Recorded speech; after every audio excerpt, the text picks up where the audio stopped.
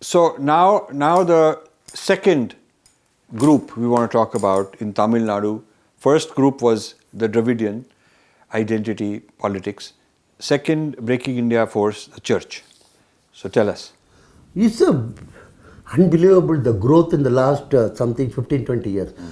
There are hamlets in Tamil Nadu where there is practically no Christians.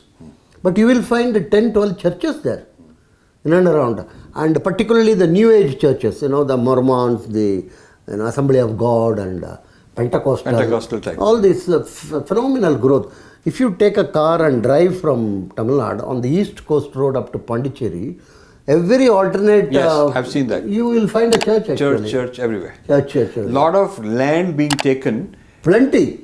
With foreign money and to buy and put church. Yes. See, many of the land grant given around 1993, 94 and other thing. 100 years is over. 99-year lease. Most of that should be actually got back by the government. You mean 1893? 1890. Yeah. In that period, so many were given, including the Christian colleges and other things. All that lease is over. Government has not done anything.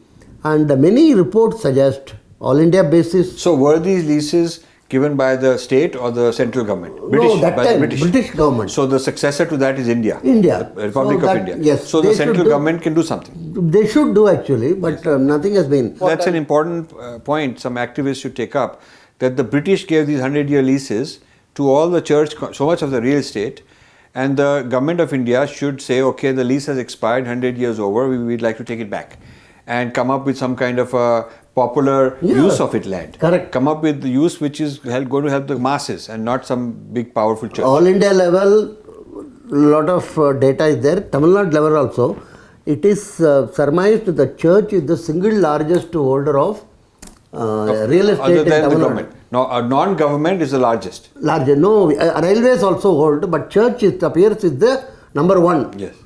Including government in Tamil Nadu. On all India. All India also. Published many times is second after the government. Government, maybe defense. Even when you take military and airports and railways and all that, the after all of that, the next is church.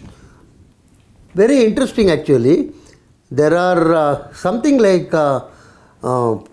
27 channels for propagating Christianity. TV channels. TV channel. In Tamil Nadu. In Tamil Nadu. In Tamil. They have left and right given the licenses or something. I have the list actually. And that is not, so many are not even required actually.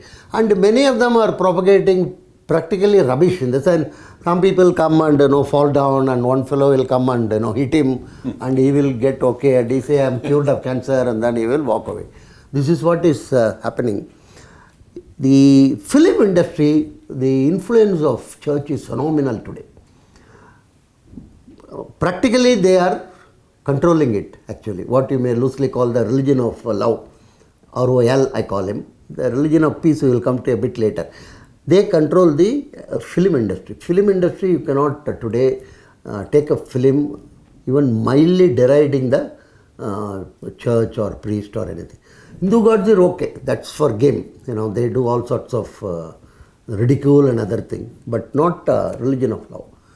So that is one. Second is, they are also got huge support from the channels, television channel.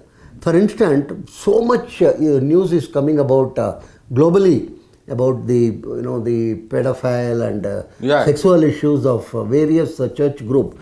Nothing is covered in Tamil channels. This is very, very important. Total blackout. Total blackout, as if the world doesn't exist for that. But if there is some temple priest or some small misdemeanor, that is blown out of proportion and debates are conducted on a regular basis. This is you see, in the case of religion of love, there is a very interesting issue. If somebody is a Muslim, you can easily identify as a Muslim because his name tells you. He has to be a Rahman, Muhammad, Vaidyanathan cannot be a Muslim by definition. Right? But in the case of religion of love, they have Hindu names. I can be Vaidyanathan, the name will be Anand, but he is actually Anand Peter or Anand, or even no Peter, Anand only. Right. He will be a Christian. So this is something very, very interesting. So for instance, there is one actor called Vijay. He is actually Joseph Vijay. But if you tell Joseph Vijay, people get angry. He is Vijay only. So he comes with all this chandan and other thing in the films and spews dialogue against most of these Hindu gods, and he says, why do you waste your money on the temples? You can as well build a urinal or something like that. So this is one major issue, and this issue is more prominent in government jobs and other thing, because you can get converted. You can continue to be what one can call a scheduled caste. You will never say that you have become converted. So the name is very, very misleading. So significant number of people in the Tamil film industry actually belong to Christian faith. And activists, as we come later, there is one activist, he calls himself Thiru Murugan Gandhi. Thiru is Sri or Mr. Murugan Gandhi. He is actually Daniel Gandhi. Not many people even aware of it actually. Many of these people are actually belonging to church groups. So they are sent in this type of names, and then they propagate their ideas and other things. So the hold of church is becoming very, very important. Some statistics suggest last year alone, Tamil Nadu alone got something of the order of nearly 2,000 crores for these various NGOs. Basically, they are doing the church activity. The critical factor is, traditionally it is believed something like 5 to 10%, maximum 20% of your NGO activity you can spend on fixed assets, like buying a car or putting on a building or something. But you find in many cases here it is the reverse. 80% is spent on these things, and only 20% for the purpose for which it was obtained. Like your, for instance, they say they will distribute milk powder among children or various type of thing. So the amount of funding which is coming has not dried actually. It's still coming. Some of them have been denied under FCRA, but what they do is they immediately register under different name. A different name. Right. So, like your, what you call your Islamic Jegath, one thing is banned in Pakistan, another one immediately comes. He also is. So the world of church is extremely powerful. The Dravidian are all influenced by the church, significantly actually. They are also influenced more, they are more out of fear for the jihadis, but in the case of church, more out of love. They even criticize the Hindu customs and festivals in the Christian function.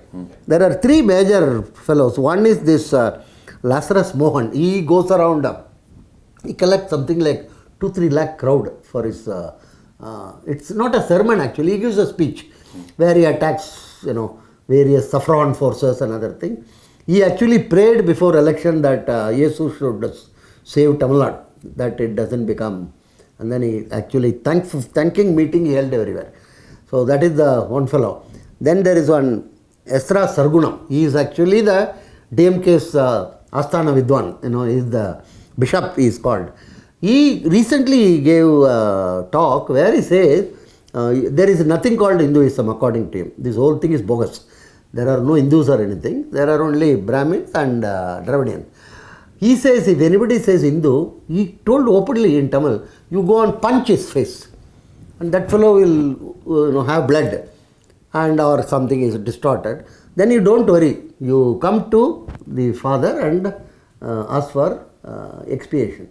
You say that, sorry, I have done this, and you do this, he says. He just told it matter of fact. And there is another one which is more associated with DMK for a long period of time, who is actually LTT funding also. He is actually, case is pending against him by the FBI for arms smuggling in US. He is active in Tamil Nadu. He is closely associated with Kandimozhi, who is the DMK Karunanidhi's daughter. Strictly speaking, not Karunanidhi's daughter, Karunanidhi's friend's daughter. That's what he used to call her. This is my wife, that is my friend. He used to have two women. So she and he started together what is known as the Renaissance or, of the Tamil culture, which according to them is not Hindu culture. So this is and the church also participated actively in a conference conducted by one of these fellows called Thiruma. He is very, and actually yesterday he has given a speech. I don't know how this thing, he says, he is an MP now. elected member of, he says, I can sit in Delhi and the whole southern part of Tamil Nadu can burn. I can make it burn. And then trains can be damaged and stopped, another thing. He conducted a major conference called How to Destroy Sanatana Dharma. Wow. In Trichy. He conducted. And the church actively participated in that. And DMK and Kanimudi and others also participated. Except many of them were not able to properly pronounce Sanatana Dharma. Some of them were against Sanada, some of them were against Dharma, highly confusing. They were not, they actually wanted to say that Hindu religion, but Hindu openly cannot be told by them. So Sanatana Dharma, they took it up, and so church is very active in that. The only thing one is interested in the future, is how the church and the jihadi forces are going to balance each other in the context of the Easter bombing in Sri Lanka.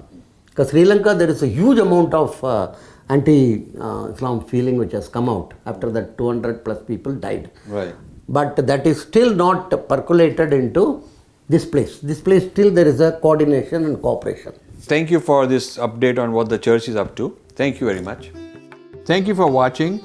You can subscribe here and also hit the bell icon to make sure you get notified. To donate, please click this button.